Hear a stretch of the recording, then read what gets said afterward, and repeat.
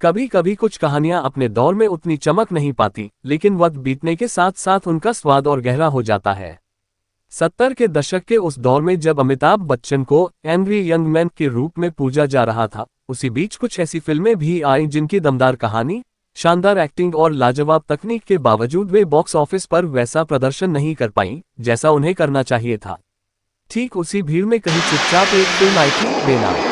18 अक्टूबर 1974 का वह दिन जब किसी को अंदाजा नहीं था कि यह फिल्म भले ही कमाई में पीछे रह जाएगी, लेकिन कथा और रहस्य के मामले में यह आने वाले वर्षों में एक क्लासिक की तरह याद की जाएगी।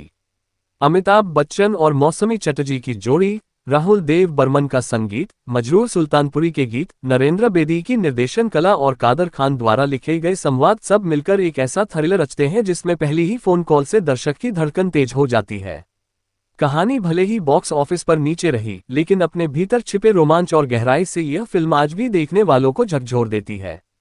बात शुरू होती है उस दिलचस्प वाकये से जिसके बारे में कहा जाता है कि शायद इसी घटना ने निर्देशक नरेंद्र बेदी के मन में बेनाम जैसी फिल्म बनाने का बीज बो दिया था।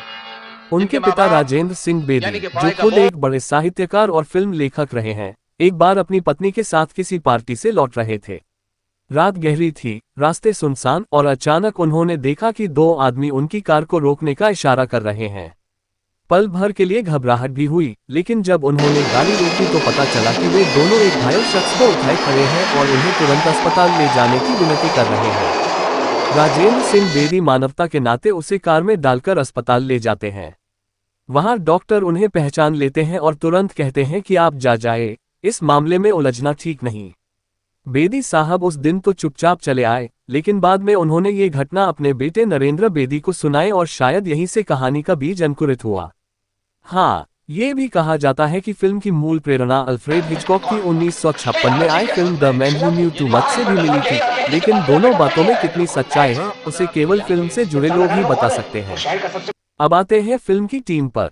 यह फिल्म प्रोड्यूस की थी रंजीत वीरिक ने, जो कि असल में धर्मेंद्र साहब की चचेरी बहन के पति थे।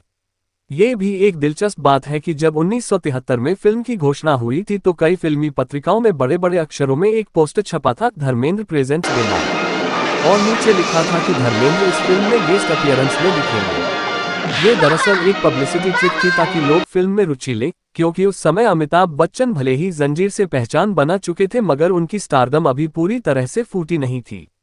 पर बाद में मामला ये हुआ कि नरेंद्र बेदी चाहते थे कि धर्मेंद्र फिल्म में उस अनजान फोन कॉल करने वाले रहस्यमय किरदार का छोटा सा निगेटिव रोल करे जिसे आखिरकार प्रेममा चोपड़ा ने निभाया।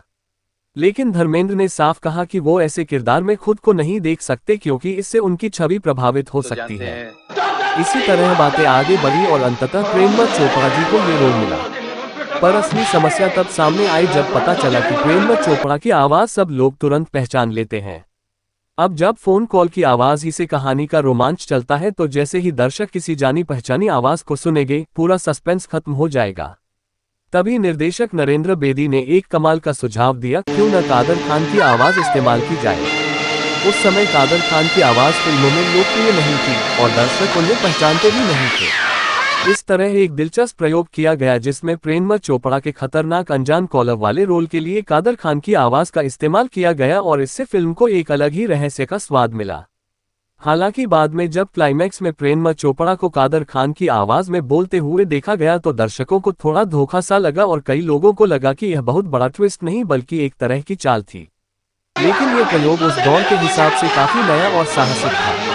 कादर खान साहब की इस फिल्म में मौजूदगी की कहानी भी कम दिलचस्प नहीं। तब तक कादर खान अपने नाटकों और थिएटर की दुनिया में एक बड़ा नाम बन चुके थे और उनके लिखे नाटकों को देखने के लिए दिलीप कुमार जैसे अभिनेता भी चले जाते थे।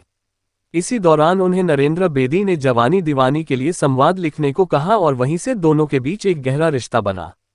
जवानी दीवानी की सफलता के बाद नरेंद्र बेदी ने अपनी कई फिल्मों के संवाद कादर खान को सौंपने शुरू कर दिए और उनमें से एक थी बेनाम।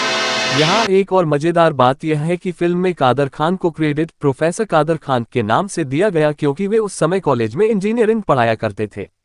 अब लौटते हैं फिल्म पर। अमिताभ इस फिल्म में ग्लेक्सो कंपनी में एक मार्केटिंग एग्जीक्यूटिव बने हैं और कई दृश्यों में ग्लेक्सो डी को बहुत खुलकर प्रमोट किया गया है।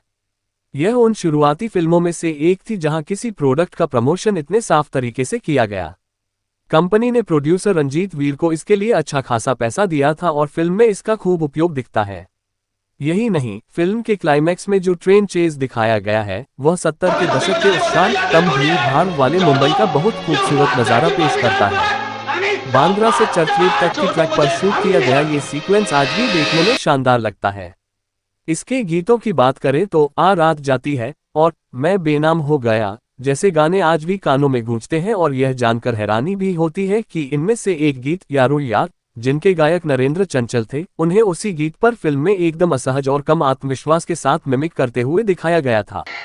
यही दृश्य कन्नड़ रीमेक तिरुबाना में बाला सुब्रमण्यम ने निभाया था और उनका हाव भाव लगभग इसी तरह का लगा। यह फिल्म 1983 में कन्नड़ में बनाई गई और यह बात साफ बताती है कि बेनाम के आइडिया में कितनी संभावनाएं थी कि इसे आगे किसी और भाषा में भी अपनाया गया। मौसमी चटर्जी का यह अमिताभ के साथ पहला बड़ा प्रोजेक्ट था और उन्होंने इससे पहले अमिताभ के साथ रोटी कपड़ा और मकान में काम किया था, हालांकि वहां उनकी जोड़ी मनोज कुमार के साथ दिखाई गई थी।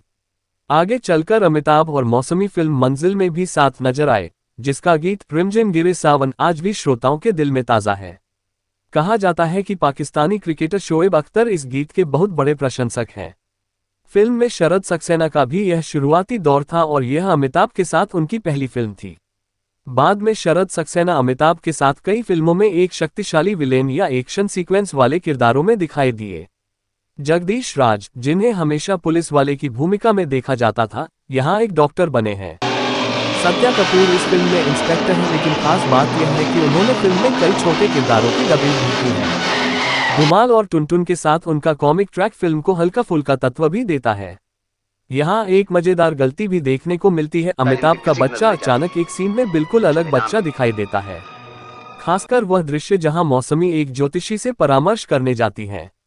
जो बच्चा वहां दिखता है वो वही बच्चा नहीं जो फिल्म के बाकी हिस्सों में दिखाया गया है।